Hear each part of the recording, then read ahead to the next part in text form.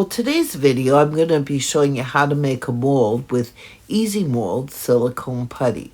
It's a two-part mold making substance, and I'm going to show you how it works. It's kind of interesting, and it'll make for really cool miniatures.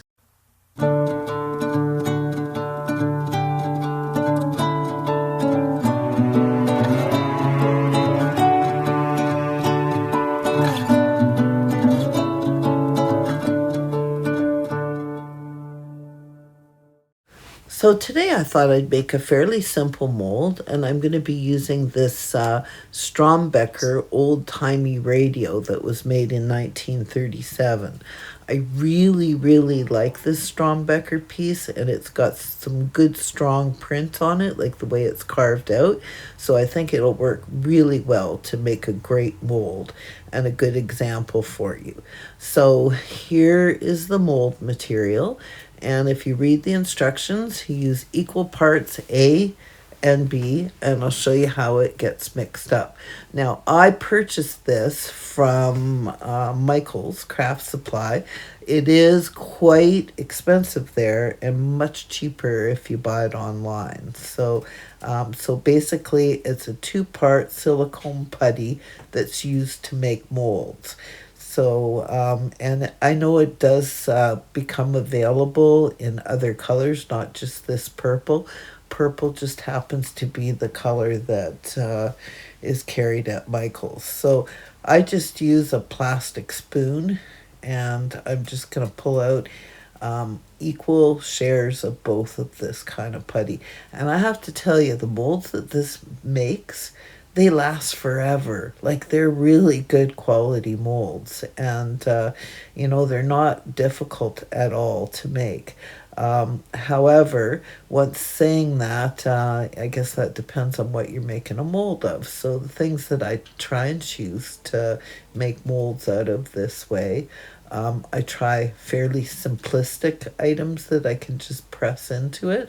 So you can't do a two-part mold with this product. It's only going to be a flat mold. So I'm just digging out equal parts, and I'm just doing it by eyeball, but it's very close. And I've never had one that didn't turn out. So I've got these two parts, then I put them both in my hand and mix them together. Now, I'm not sure if I should be wearing gloves to do this. I never have. And when I'm finished doing it, I am going to wash my hands. So you just mix it really good until you can't see any more white. Now, the good thing about these molds is they're multi-purpose. So you could pour resin in it, and you could use them for making things out of resin. You could use air dry clay. A lot of people use air dry clay, and you definitely can use polymer clay in them. So you can't bake this mold in the oven. So if you were doing something with polymer clay, you would have to be able to pull the item out and then bake it in the oven separately. But for the purposes of what I like to do, I'm going to be using real clay and then firing it in a kiln and then glazing it. But not everybody has the luxury of being able to have access to a kiln. So air dry clay would work just as well. So, it's all in how you paint it. So what I've done is I've got it fully mixed, and then now I've made it into kind of a brick shape. And then I'm going to take my little Strombecker radio, and I'm going to press it in. Now, you just got to remember that when you make a brick to do this, you got to make sure that for sure you're not pressing it right down to the table. So you got to make sure that brick is going to be thick enough so that when you press your item in, it's not going to go right through the bottom of the mold. And I kind of eyeballed that up before I made it. I've made quite a few molds now, so I'm finding it quite easy. Like, I've made a few molds to make the tops of teapots, and press molds to make little plates. And then I also made a mold to make the little puppies that I make out of pottery. So yeah, so I'm just pressing it in.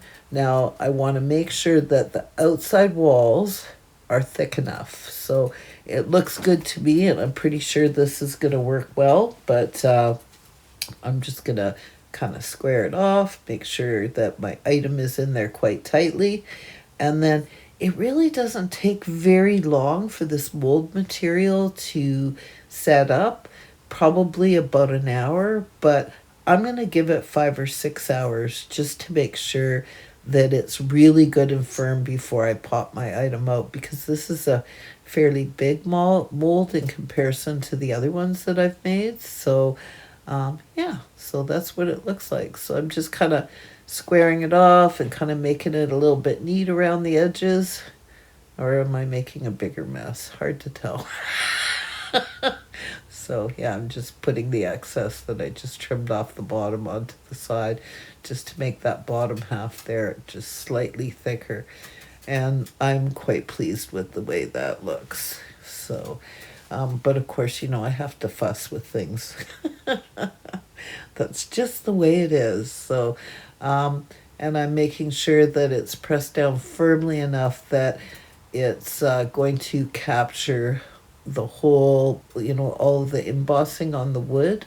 So I want to make sure that it has a really good imprint. So, fingers crossed it's going to work. So I'm going to walk away, and 5 or 6 hours later come back and pop it. So yeah, I'm really, I like this stuff, but as I say, it's pretty expensive. So yeah, it's probably a little cheaper. I should, next time I need some, buy it off of Amazon or even Temu. I'm sure you get a much better price. So 5 or 6 hours has passed by. I'm now popping my little radio out of the mold, and I'm totally confident that this is not going to wreck the item that I'm making the mold of. It's kind of almost got a little bit of a greasy texture to it, and you could just give it a quick wipe when it comes out, so you can see, like, my little radio is not damaged, not one bit. So, and my mold came out, as you can see the imprint on it. It came out absolutely perfect. So that's how you make a little mold. So, and I mean, geez, I'm making mine out of pottery. So, I'm going to be doing mine out of pottery, and that's pottery clay that I have in my hand here. I guess the big tip is when you're using either pottery clay or you're using air dry clay, you got to make sure that you've got it in a nice even wedged ball, so that you don't have any lines or cracks in the ball, and you want to make sure it's super smooth on the area that you're going to be pressing down into the mold, because if it does have a crack in the texture, then that will show up when you pop the mold and you take the clay out of it. So the back isn't as important because you can press it down with your fingers, but the front that you're pushing into it should be nice and smooth. So, and sometimes you press clay into a mold and it doesn't turn out exactly right. So you just discard that piece and you move along and make the next piece. So I would say when I make my puppies, which are really hard to pop out, I sometimes squish their bottoms, like their little tail area, and I do end up having to discard maybe 1 out of every 5 that I make. It doesn't make it to the kiln, but that's okay. I mean, that's what this is all about. You just got to try your best to make it as perfect as you can. So as you can see, I've got it pressed in here good, and I gave it like a really good press to make sure that where the relief area is, that's got all the details that make it look like a radio, that the clay is pressed into that area really good. So, and making sure that it's kind of shored up on the sides and the bottom, and that it's the proper shape.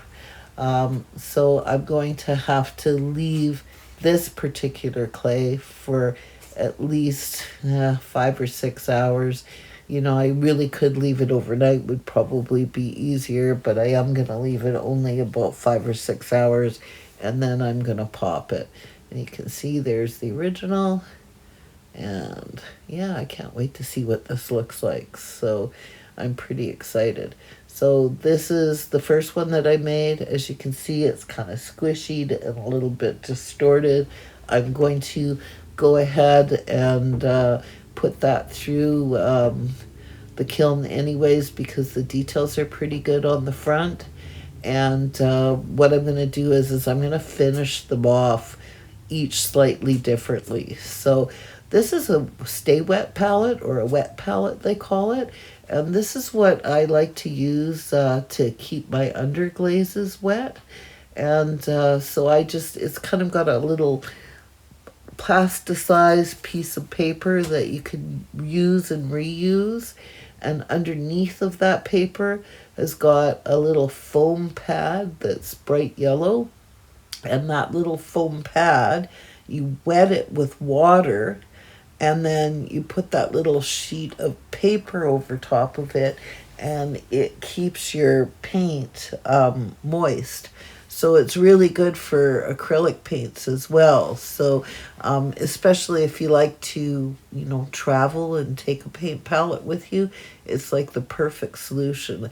And those are also available online. You can also get them at Michael's. Mine came from Michael's.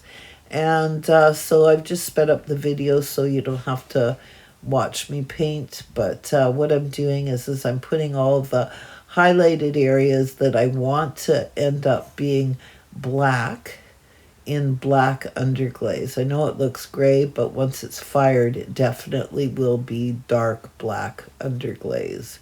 So I'm just filling in like where the little speakers are, and then where the little dial would be, and the little knobs at the bottom with black underglaze.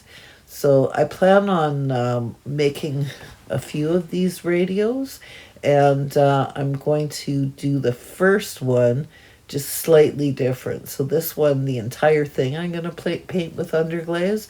So I'm doing all of these areas in black, and then the rest of it I will do in brown underglaze. So I'm sorry I'm off camera there. I'm just now kind of scraping off the excess underglaze that because these are really small detailed areas, and so I kind of went overboard a little bit with the black, so I had to scrape some of it off. So now I've mixed up some brown paint, and I'm just going to go ahead and paint the rest of it with brown paint.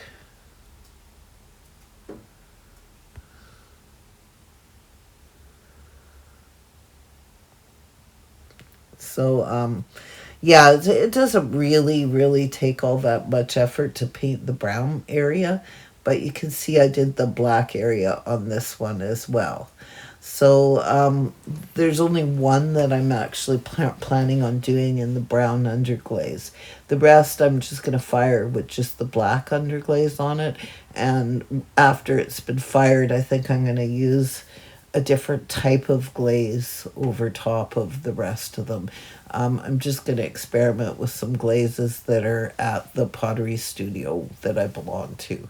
So I ended up making 6 of these in total.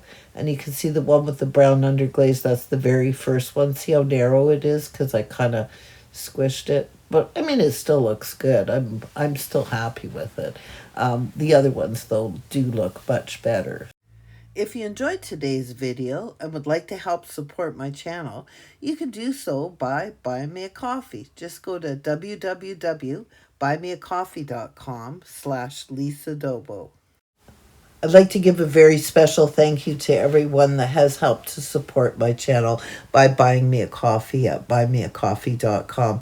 It's hard to make a living doing YouTube videos, so this really helps out. Once again, thank you very much for watching this today. And if you haven't already subscribed to my channel, please subscribe. It doesn't cost anything, and it helps my channel out. And it really does help my algorithm when people leave comments. Please hit that notification bell so you'll know every time I upload a new video. And once again, everyone, have the best day ever. Can't wait to see what these look like when they come out of the kiln.